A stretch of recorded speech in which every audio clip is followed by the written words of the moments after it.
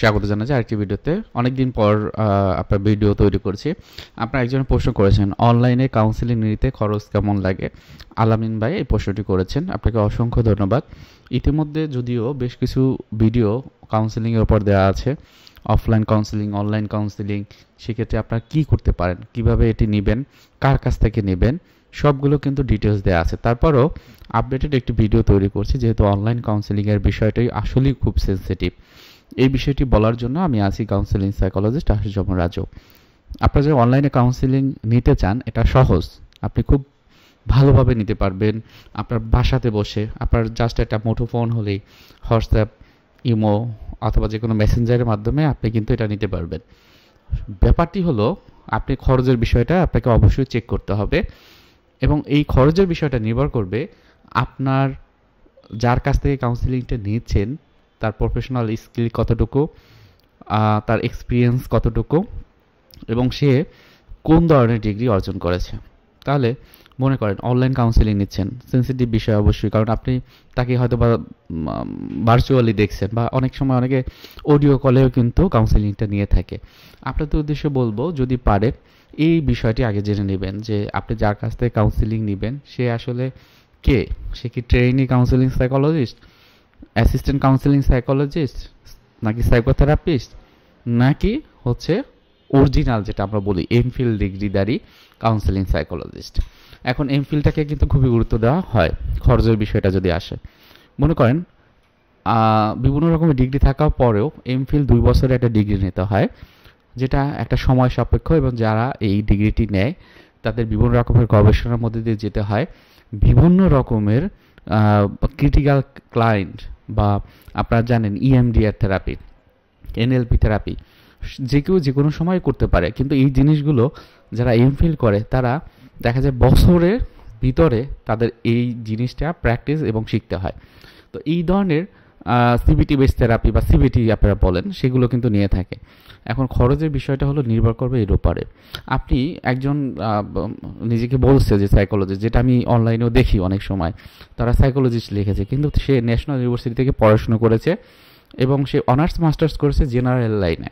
তার professional degree, যেটা আপনারা জানেন যে ঢাকা বিশ্ববিদ্যালয়ের ক্লিনিক্যাল সাইকোলজি একটা ডিপার্টমেন্ট আছে, যারা ক্লিনিক্যাল সাইকোলজিস্ট তারা এখানে আসে। এডুকেশনাল কাউন্সেলিং সাইকোলজি আছে, সেখান থেকে তারা পড়াশোনা করে এই ধরনের মানসিক রোগের যে কাউন্সেলিং বা সাইকোথেরাপি সেটা দিয়ে থাকে। এছাড়া জগন্নাথ বিশ্ববিদ্যালয় রয়েছে, অন্যান্য বেশ কয়েকটা ইউনিভার্সিটি যেমন রাজশাহী ইউনিভার্সিটিতেও আছে। এখন এটা হলো কোয়ালিটির উপর নির্ভর করবে। অনলাইনে কাউন্সেলিংটা আপনি মনে করেন হচ্ছে যে হয়তো বা অনেকে 200 টাকা আপনাকে অফার করবে। এখন 200 টাকা থেকে কি নেবেন কিনা সম্পূর্ণটাই আপনাকে নির্ভর করবে।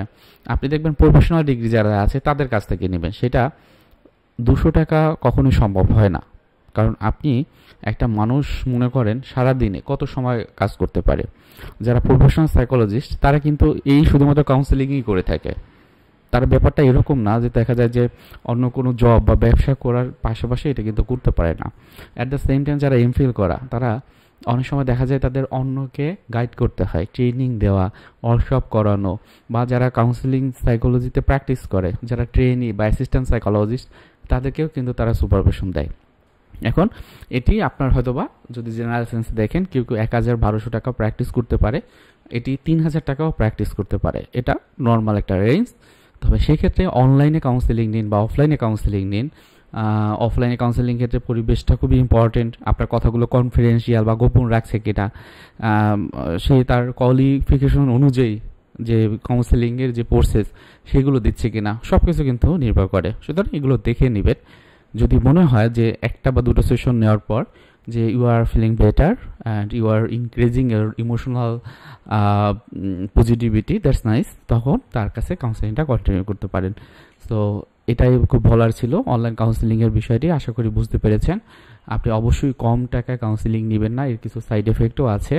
কারণ সে যদি আপনাকে ভুলভাবে ডাইভার্ট করে, ডিমোটিভেটেড করে, বা যেটা মোটিভেশন দরকার নাই সেটাকে মোটিভেশন করে, যেটাকে আমরা সাইকোলজিক্যাল ভাষায় বলি স্ট্রপ, তাহলে কিন্তু আপনার এই রোগটি আরও বৃদ্ধি পেতে পারে। সুতরাং যিনি প্রশ্নটি করেছেন আপনাকে অসংখ্য ধন্যবাদ। এই বিষয়গুলো খেয়াল রাখবেন। অনলাইনে কাউন্সেলিং নেওয়ার ক্ষেত্রে কার কাছ থেকে কাউন্সেলিং নিচ্ছেন, প্রফেশনাল ডিগ্রি, স্কিল, এক্সপিরিয়েন্স সব কিছু দেখে তারপর আপনি নির্ভর করবেন।